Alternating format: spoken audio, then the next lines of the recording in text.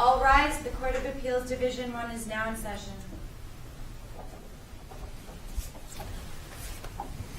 Good morning. Thank you. Please be seated. Thank you for your courtesy. This is the time set for oral argument in our case captioned AEA Federal Credit Union versus Yuma Funding, Inc. Our cause number 1CA CV140305. As counsel probably know, we have reviewed the briefs and issues and facts. We've conferenced the case. We're ready for your oral argument. When each of you come to argue, if you would state your name, please, for our recording. And if counsel for appellants wish to reserve time for rebuttal, let us know, and we'll try to honor that. But it'll be up to you to watch the clock and tear yourself away from our questions when that time comes. Let me also share with you that we have questions about whether we have appellate jurisdiction. And so we would like you to focus on that, not necessarily to the exclusion of everything else, but to some extent, at least. Having said all of that, is it Mr. Kelly? Yes, Your Honor. Please proceed.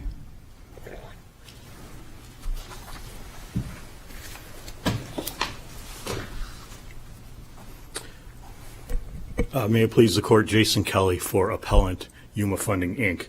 And I will address appellate jurisdiction, but one of the things I wanted to do before we get there is look at the big picture of what happened here. Yuma Funding, Inc. was a profitable company for about 7 years, and according to the plaintiff AEA's own records, it was a profitable company, thriving in tough economic times, and as of August 2009, had never been in default on any of its payments to the plaintiff AEA.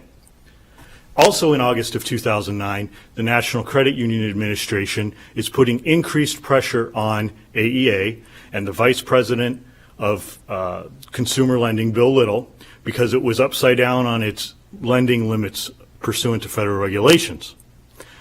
Bill Little sends an email to the board and the NCUA, again, saying Yuma Funding is a profitable, thriving company that's never been in default. But if we could capture their loan portfolio, we could grow out of our lending limits deficit. In January of 2010, AEA files a complaint alleging that Yuma Funding breached one or more of 298 loan agreements. As I recall, these loan agreements were from September, October, November, or rather October, November, December, and January, perhaps? No, the loan agreements, Your Honor, were varying dates. Well, I meant the alleged breached payments or non. The complaint alleged, verified by AEA's CEO Ken Bredemeyer, alleged that Yuma Funding did not pay a cent in September, October, November, and December of 2009. The 2 weeks after, Bill Little says they've never missed a payment. Well, they've got 300 outstanding loans from AEA to Yuma at that time, right? Yuma Funding. Approximately 300. And their allegation is they missed 3 or 4 payments, 3 or 4 months of total payments. Correct. No money came in. Zero. It wasn't that they didn't get a payment on a car. They had 300 outstanding car loans, and none of them got paid on for 3 or 4 months, right? That's the allegation. Okay, go ahead. And, you know, we'll get to this when we consider the due process arguments. All of the evidence as to these alleged missed payments was well within AEA's control. Yet all AEA submits is an affidavit from Ken Bredemeyer on information and belief, not a single loan record, not a single payment history, nothing. Not even the person in charge of collecting the loans signed an affidavit based on his knowledge. To my recollection, they also had information that the wife of Mr. Stevenson was, I don't know how to express this, shuttling the documents and the records of Yuma Funding out the back door, and AEA was concerned that all the records they would need to recreate the debt and the status of the debt was going to be lost, correct? And that allegation was based on information from an unnamed AEA representative who couldn't bother to fill out his own affidavit. The allegation existed. The allegation existed. It went before the court. Well, we don't know what went before the court. There's no minute entry, there's no transcript, there's no record that the trial court received, considered, or did anything. That's the first due process violation we've got. Under the U.S. Supreme Court cases we cited, Dorr versus Connecticut, 501 U.S. 1, and Mitchell versus Grant, the site escapes me right now, there are only certain circumstances in which due process allows a pre-judgment ex parte seizure of assets. Those cases say you need a detailed affidavit showing a clear entitlement to the remedy. You need a showing, not just an allegation, of exigent circumstances, a provision allowing the debtor to regain his property, providing, and this is the most important, the hallmark of due process, providing the defendant with a meaningful hearing at a meaningful time, a showing of potential waste to the lien holder's alleged property, a prohibition from the plaintiff disposing or selling the property before final judgment, posting a bond adequate to cover damages, and uncomplicated documentary manners that lend themselves to easy proof. Okay, so let's back up to January of 2010. Okay. AEA files their complaint. Within, and I can't remember exactly, within 10 days, 12 days, something like that, maybe it's even less than that. Service is completed on Yuma Funding, Stevenson, and Sherman. Now, there's an argument made that it wasn't complete because it didn't have an OSC order attached to it. Yes. But the complaint and the summons were served within a very few days of the issuance of the ex parte order, correct? But, Your Honor, skipped a very important step of what happened in between the order and the service. Question, actually. They were served between the time of the court's order, within just a few days of the court's order, they're served with the summons and the complaint. Your objection to service is that it didn't have an OSC order with it. Yes. Okay. Stevenson and Sherman respond to the service. I don't know that they file an answer, but they respond somehow. So they're basically participating. Why didn't Yuma Funding? Why didn't Yuma Funding object to the very thing that 5 years later they're objecting to? And my response to that answer is, with all due respect, the part Your Honor skipped in the procedural history. After the order was issued, the receiver, without notice to Yuma Funding, seized 100% of Yuma Funding's assets. The receiver was given, and this is paragraph, I think, 3A, yes, complete and exclusive control and possession of Yuma Funding's accounts. The order, after the receiver took 100% of Yuma Funding's assets, and we'll get to what the purported security interest was. It was not 100% of the assets. 100% of Yuma Funding's money. The order vests the receiver with the authority to hire and fire counsel, as the receiver may, in its judgment, be advisable in the management, conduct, control, or custody of Yuma Funding's affairs and assets. The receiver had all the money, had all the power. Yuma Funding and any persons acting under Yuma Funding's directions were enjoined from interfering with the receiver's control of Yuma Funding. Is this your argument that they didn't have money to hire an attorney? They didn't have the money, and they were enjoined from acting. They were enjoined from filing an answer and appearing? They were, technically, Your Honor, in all candor, I'm probably in violation of that order today. Well, as I recall, the order, the judge, I may be erroneous about it, the judge crossed out one of the paragraphs that said no one may object to. The judge the crossed did. out But, the word oppose. okay, oppose. So let me, left in hinder, obstruct, delay. which makes sense, because you're saying you can oppose it, you can appear in court. But, all of these are really interesting arguments. But let's get back to jurisdiction. Yes. Because really, none of this matters if we don't have jurisdiction of the appeal, or probably none of this matters if we don't have jurisdiction of the appeal. So tell us why we have jurisdiction of this appeal. Under which provision of statute? Under the statute, this 12-21A5 reads, that order is appealable from an order which, quote, granting or dissolving an injunction, comma, or refusing to grant or dissolve an injunction or appointing a receiver. Prior, and we put this in the pleadings, prior versions had a comma after injunction, and it was comma or appointing a receiver. So when you parse out the language, it's not the best English, but it reads, refusing to grant or dissolve appointing a receiver. The argument against jurisdiction, taken to its logical extreme, means you can only appeal within 30 days of appointing a receiver. No. Are you saying that's what it says now? Well, the argument against jurisdiction, taken out to its logical extreme. But what it says is refusing to grant, not granting, but your interpretation, refusing to grant or refusing to Dissolve. an appointment of, or appointing a receiver. Right. That doesn't allow for the opportunity to appeal the appointing of a receiver, does it? Just the refusal to grant the appointing of a receiver. Is that right? You can appeal the refusal to grant. The refusal to grant, Right. but you can't appeal the granting of a receiver. Is that correct? Well,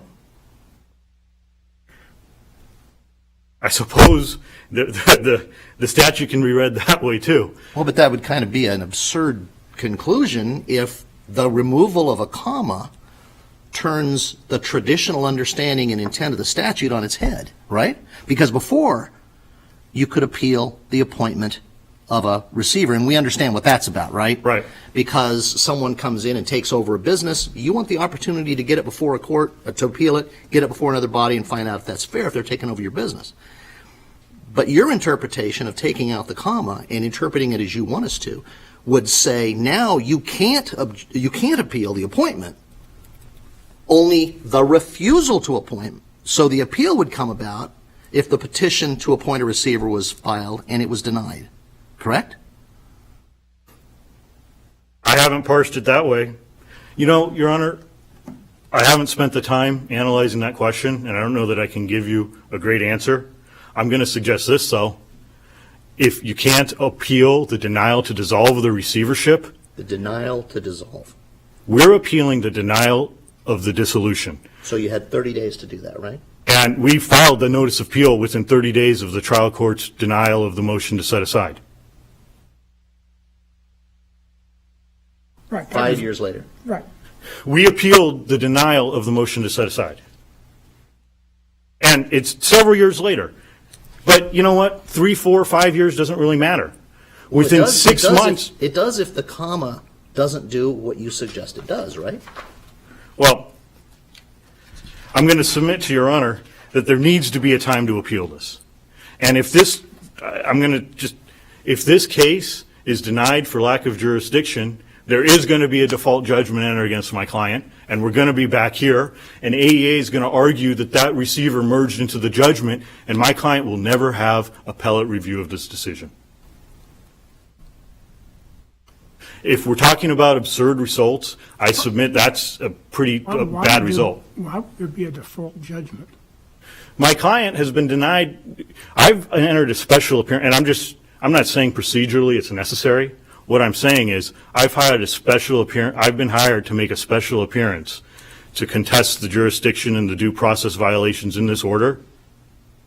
And the court has refused to allow UMA funding money to hire me. A default judgment is going to be entered.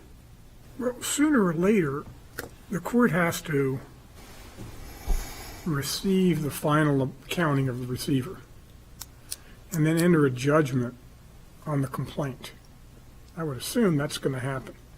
I would hope so. I would think so. And so why is it that as part of that, you can't appeal and say, you can't oppose the final accounting and appeal if the court approves the final accounting and enters a judgment in favor of AEA, that you can't appeal at least, you probably can't appeal the appointment of a receiver. Because the appointment, if our reading of the statute is if we read the statute as saying you had 30 days after the appointment of a receiver to appeal, But you can appeal anything that happens after that prior to the judgment, Prior to the judgment? including the judgment. In other words, anything that, and once you get the judgment's a final judgment. Any interlocutory order that wasn't otherwise appealable is incorporated into that judgment, and you can appeal from it. The only thing you couldn't appeal from is the appointment of the receiver.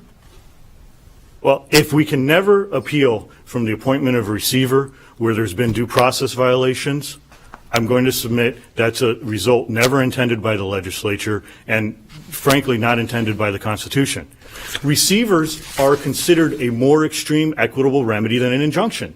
Yet I can appeal the denial of or the refusal to dissolve an injunction, but I cannot appeal the refusal to set aside a more extreme remedy of a receiver? Until the end of the case, perhaps. Well, if the holding is, if the... My point was, if we read the statute to say that you can't appeal, you have 30 days from the appointment of a receiver to appeal that decision, okay? And 30 days ran. You can't appeal that anymore.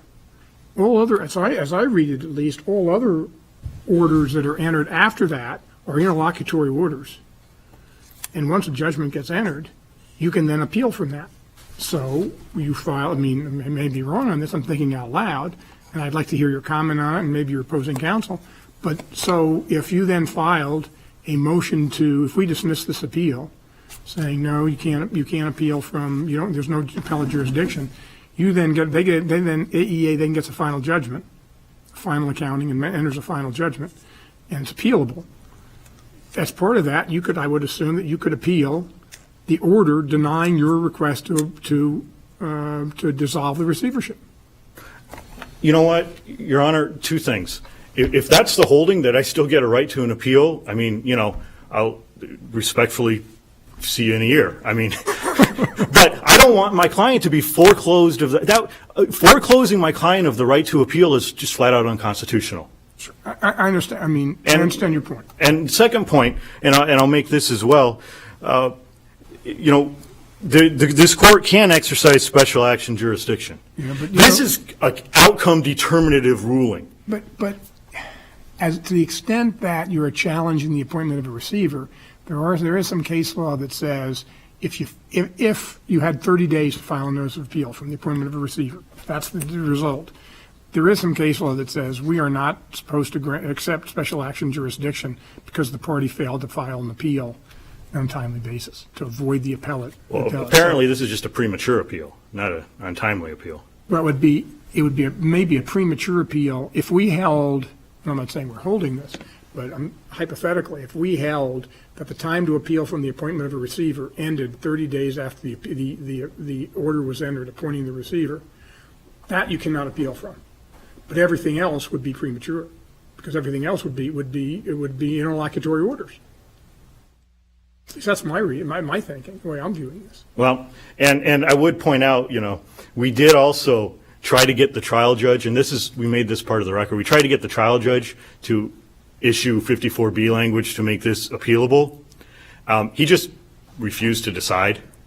And I put it in the record, and I cited the record. I said, Judge, with all due respect, can you deny it or grant it so I can argue something? But again, you can't just add 54B language to any order. It's got to be otherwise a judgment that would be appealable except for the 54B language. And so, I think what you were trying to do was get the court to enter 54B language on the order denying your motion to set aside. Mainly because AEA said we needed it and stipulated to a stay while we were on appeal. I understand. I have about 2 minutes left, and I would like to reserve that for rebuttal. Is there any other statutory basis that you would have jurisdiction under, you think? No, we've submitted under A5 and special action. Okay. Thank you. Thank you very much. Mr. Olson? Good morning, Barry Olson. From my perspective, I'll be more than glad to answer any questions that you have, but from the comments that the court has made, it's pretty apparent to me that you understand the arguments that we have raised in our response brief relative to the jurisdiction issue. Does the removal of the comma take away the right to appeal the granting of a receivership. No. I mean, the statute's clear. I am somewhat perplexed as to why Yuma Funding goes to great lengths to stretch the statute, but it's clear to me as what's appealable is an order appointing a receiver, which is exactly what occurred in this case. And as the courts noted, you have 30 days from which that order is entered to file an appeal. It did not occur. Is an order relieving the receiver of further duties, is that appealable? I believe that there are a couple of cases out there that talk about orders that are entered relative to what receivers do. I actually have a couple of cites for that. The first one is Foster versus Ames, 3 Arizona appeals at 206, which is a 1966 decision. And then there's another decision, an older decision from 1930, Prescott State Bank versus Ellis and Byrne at 36 Arizona 419. And what those cases talk about are orders for accounting. I think one case had to do with I think it was the second case, the 1930s case, that dealt with the receiver having an order to pay attorneys in that case, and there was an issue about whether that was a final order or not, and the court determined that it was. And I think the other one had to do with an accounting. And so the context of those cases is that if you have any final orders that come out of a receivership, that I believe the courts have interpreted that to mean that you have 30 days from the entry of those orders to file an appeal. One thing I want to make clear from the record is there was an order, the January 10th order, which was appealed, appointing the receiver. Then there was a second order that came up in the briefing but wasn't raised in the motion to set aside, is the July 2010 order, where the receiver was essentially discharged or effectively ordered to turn over all the collateral to AEA. That's what I was referring to, without being specific, as you've now been. Are you suggesting that was appealable only within 30 days after its entry, the July 2010 order? I believe that one also was. On what statutory basis is that? I believe it comes under the same statute. It deals with the order appointing a receiver, and if you look at those cases that deal with the statute as to what the court's jurisdiction is, anything that has to do with the receiver, that's a final order. But again, that's not. I don't think, personally, I'm not very excited about interpreting the language appointing a receiver to include discharging a receiver, accepting a receiver's final accounting, all of that. Appointing a receiver is pretty specific. It doesn't sound to me like it includes the back end. I think if you look at that 1930s case, Your Honor, it talks about that the gist of it is that the receivers are entitled to some finality. In other words, it just can't be going on because they're out there spending money and they're an officer of the court.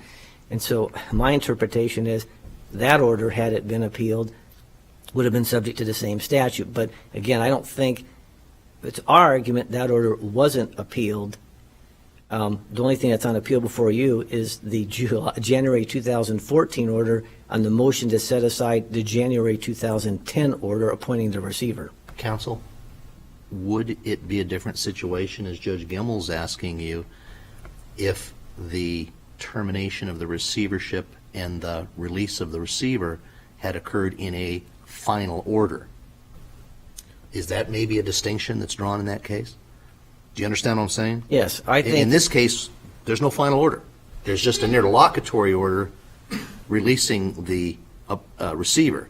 And I agree with Judge Gemmel in his interpretation of this, that that's not what the statute says. 2101A5B does not say the termination or the release triggers an appeal right.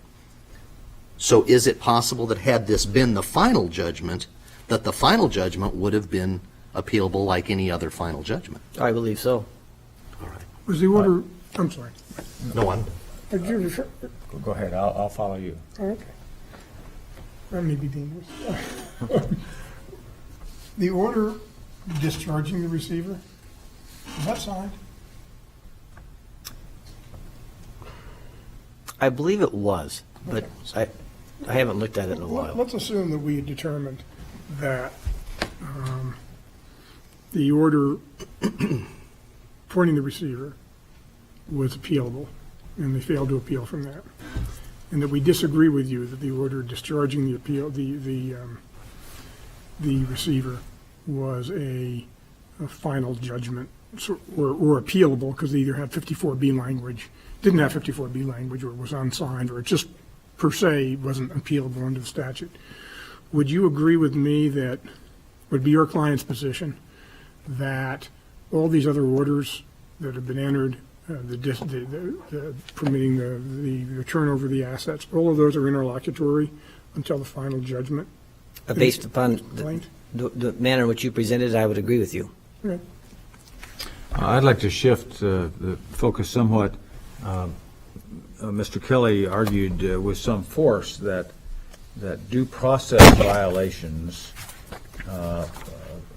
involved in an ex parte order setting up a receivership ought not to be waived by the 30 days of 2101A5B, where it says appointing a receiver.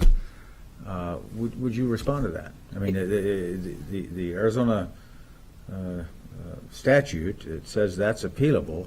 It's got a pretty short ticker on it of 30 days. Well, I believe that issue was addressed by this court 45 years ago in the Sato decision that we cite in our briefing. The same argument was made in that case. In that, the only difference that I see between Sato and this case, in Sato, the issue came up after the entry of final judgment, where the defendant in that case claimed that the receivership should have been set aside, and the Court of Appeals determined under the statute that we've been talking about this morning that it was untimely. So does the case go so far as to stand for the proposition that no matter how egregious the due process violations or the alleged violations may have been, if you don't appeal the appointing of a receiver within 30 days, you're out of luck? That's my understanding of the Sato decision. So I gather from that your assessment of this case is that any issue relating to the appointment of the receiver is final and unaddressable now because it wasn't appealed under the statute within 30 days. Correct, Your Honor.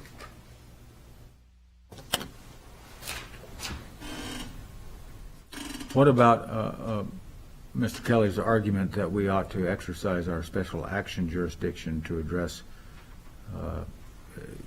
some or all of his arguments regarding the trial judge's refusal to set aside? Well, I don't see this as special action relief. As Judge Kessler pointed out, there are specific rules and timeframes and procedures you need to file for a special action case, but I think the crux of it is that this is not in other words, there are specific statutes as to the court's jurisdiction for these type of matters, and given that, I won't profess to be an appellate expert in this, it's always been my understanding that governs over a special action case. And again, I've always seen special action cases as where you have some pressing or urgent need. And as the court's pointed out here, and that's sort of the most perplexing part about the whole case. Case starts in 2010, UMA funding served with everything, doesn't do anything for almost 3 years, and now comes to the court and claims, well, we want a special action. I don't see that as being genuine.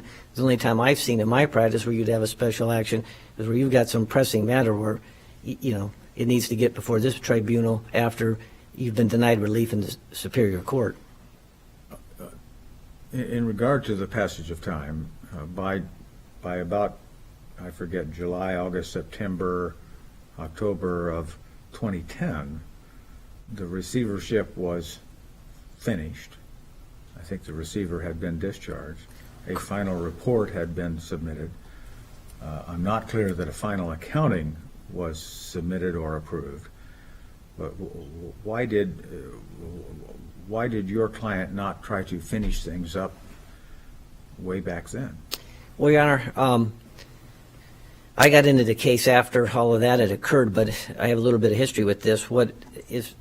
All the assets were ordered. You have all these different loans. This was somewhat of an unorthodox lending transaction. You had all these separate loans. They were turned over to AEA by the receiver. AEA, at that point, started collecting on those loans, but then found out one of the issues that it's even referenced in a footnote is there were some issues with some titles. And so we had to go back into court. So the case was kept open relative to that. And to be honest with you, AEA was basically trying to wrap up this file, but again, you have 300 different consumer borrowers who are out there making payments. There were defaults that are occurring, what you would expect with that type of a portfolio. And so the case was open, and then at some point in time, basically, it's referenced in the pleadings, I think it was about late 2012, it was, well, we need to wrap up this file, and there had been no activity at all. And there were also other lawsuits that were pending. There was a bankruptcy that came in that kind of had to deal with some of this. There was another case involving the sister dealership that had to deal with this that also complicated matters. I mean, there was a myriad of issues going on. Are you suggesting that early on there was a final accounting done, but that because of these tracking the liens that were outstanding and the payments and getting the substitute titles, I think, in some cases had to be obtained. Is that correct? There's, I think, 10 to 20 that there was an issue with the titles. Are you saying that this case was kept open not because a final accounting had to be done, but because these car titles and things had to be obtained? Or is there still a final accounting that needs to be done? Well, the receivers submitted their final accounting. And so I guess I'm a little confused about the terminology final report versus final accounting. Are you thinking they're the same thing? well, the receiver doesn't have control over the assets. I'm not challenging, I'm just asking. Yeah, it's been my impression that the receiver filed his final accounting saying, okay, here's what I've collected in the 6-7 months that I had control over these assets. That was filed at the court, and then the assets consisting of the loan portfolios was turned over to AEA at that time. Sounds kind of like an accounting. But the court's never approved that, right? Never entered an order approving the accounting or the report. It has to, right? I believe it did, because there was an order that was entered, as I recall, because there were subsequent orders where the receiver's been discharged, well, I shouldn't say discharged, the receiver's bond was released. So my recollection was that the court had reviewed all of that and had approved the receiver turning over everything at that time, which basically ended up in a cessation of the receiver services. And that has troubled me since I first began reading the record in this. Absent of final accounting, would the receiver not continue to be responsible for the payment of debts and the collection of assets and all that until the final accounting was approved? Well, I think that goes to what the crux, one of the arguments that the UMA funding has made is that the receiver took over the business. And it's always been our contention that the receiver, in effect, did not take over the business. The receiver essentially took over the portfolio, and that's what the receiver turned over to AEA. The business assets still belonged, the facility, whatever else, that was not AEA's collateral still remained with UMA funding. So at the time the assets transferred from the receiver to AEA, and AEA began this process of completing titles and collecting payments and all that, the receiver was released and there was no further accounting, and I'm saying small a accounting, not big A accounting, not a formal document per se. There was no more responsibility for tracking those assets from that point? The receiver didn't, AEA did. But my point is, once the receiver was released and the assets were turned over to AEA, there was no further accounting for the receiver to have done. Correct. The receiver had nothing to account for at that time. Thank you. But your complaint, your client's complaint, was breach of contract, appointment of a receiver, and that's still out there. Correct. No, there's no been, even if there was an order discharging the receiver, you still got your breach of contract action. Correct. That's never been ruled on, as far as and you might have the receivership order, if it wasn't 54B, if it had to be 54B, the discharge, or wasn't signed, wouldn't be appealable either. That's correct. Could a counterclaim be filed now, do you think? Interesting you should bring that up. There hasn't been a counterclaim filed in this case, but UMA Funding has filed a separate lawsuit against AEA and the same parties in Maricopa County Superior Court. So the myriad of litigation in this case continues. I think we saw something about that, didn't we? I think it was, I think AEA filed another complaint against a different dealership dealing with the same parties. Yes, that's the T&K dealership. Yuma Funding was the lending arm of T&K Auto. I didn't handle. These are separate transactions from the ones before us. Is that right? Correct. I'm not representing AEA. In that case, it has separate counsel. Oh, I didn't see your name on it. Any other questions? Nothing further. Thank you.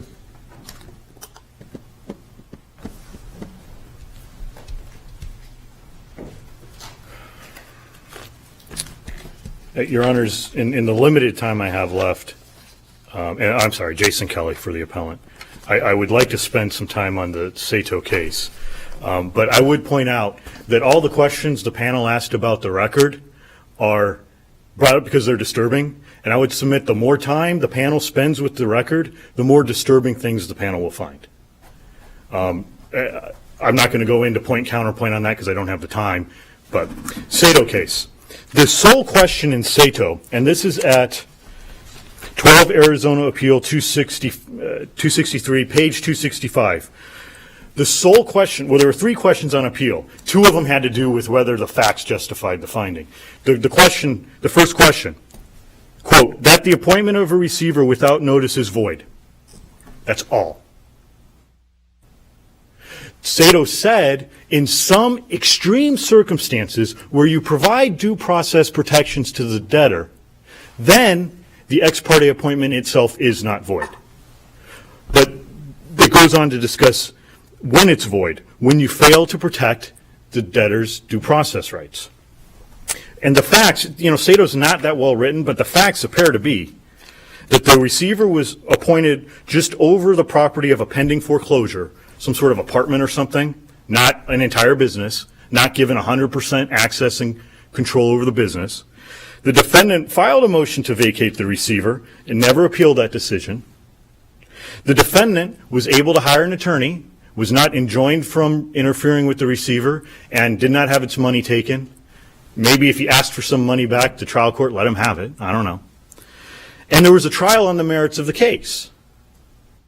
So all Sato really stands for is that in extreme circumstances, the ex parte appointment of a receiver is okay. None of the safeguards set forth in Sato or the cases it cites, Mitchell and Dorr is a later case, give my client any of those safeguards. There's no time limit on remedying due process violations. We've cited those cases. Manchester Financial versus Widborn, 208 Arizona 70 at paragraph 19.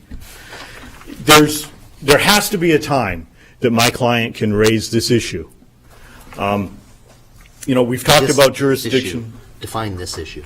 The due process violations that occurred in the appointment of the receiver, the lack of a hearing, the lack of notice, the improper service, the failure to show exigent circumstances, the failure to prove a high likelihood of success on the merits, the failure to put documentary or even admissible evidence in front of the trial judge supporting his decision. These are all due process violations. I know you're out of time. I'm out of time, But- unless there's... But nothing stopped, If Judge Kessler has a question, we'll give you more time. thank you. Yuma Funding, Yuma Funding could have come in and said, we want an order to show cause. We want to hear it. Let's insert a different name, say Amazon or Google. You go in and the plaintiff says, I want 100% of Google's assets. Are the stockholders of Google required to dip into their pocket to hire an attorney for Google? I would assume that Yuma Funding could have come in and said, Judge, we want a hearing and we need money from our funds to hire an attorney to hold an evidentiary hearing about whether the receiver is necessary or not. And because that didn't happen, we don't know what the judge would have done. We did ask for money, and the judge said no. What part of the record is that? There was a hearing on September 27th, 2013. when we asked for money. And the record reflects that order, the minute entry coming out of that hearing says that the plaintiffs had requested, that the defendants had requested money in order to allow them to obtain an attorney, and they'd been denied by the court. Yes, and procedurally, in, I want to say, March of 2013, and we have several affidavits in the record we have 3 affidavits in the record as to the principles of Yuma Funding's attempts to find money to hire an attorney. They weren't just sitting on their hands. In March of 2013, intervener Greg Gaylor was permitted to intervene. He filed what he called a motion to repatriate funds. Maybe it should have been called motion to disgorge funds. But the sum and substance of it was, let us have some of our money so we can appear and start defending this lawsuit. Well, in fact, he filed motions to intervene as a pro per on behalf of the corporation. And which, interestingly, the motion to intervene as an intervener was denied, but his motion to appear as a derivative, in a derivative stockholder fashion, was granted. And then Interesting is a good word for that. And then on November 25th, the trial judge said, so on September 27th, 13, the trial judge said, you cannot have access to your own money. On November 25th of 13, the judge denied Gaylor from intervening or appearing derivatively anymore, saying, Yuma Funding, you need to go hire an attorney. Within the span of 3 months, the judge said, you can't have any of your own money, and you can't come before me unless you hire an attorney. That's more than 3 years after the appointment of the receiver. What I'm saying is if Yuma Funding had come in January 1910 and said, Judge, we need an order to show cause. We want an evidentiary hearing on this receiver, and we need access to X amount of dollars to hire an attorney to do this. We don't know. I don't know what the judge would have done. That's right. And that's why the original January order is void. We can't play what-if games. If the order's void, the order's void. I've cited cases that support the notion you can attack judgments 22 and 30 years old. If it's void, it's void. Nothing after that ever existed. Very good. Thank you. We'll take the matter under advisement. Mr. Kelly, Mr. Olson, thank you for your arguments. Thank you for coming and arguing, and we'll get a decision out in due course. Thank you.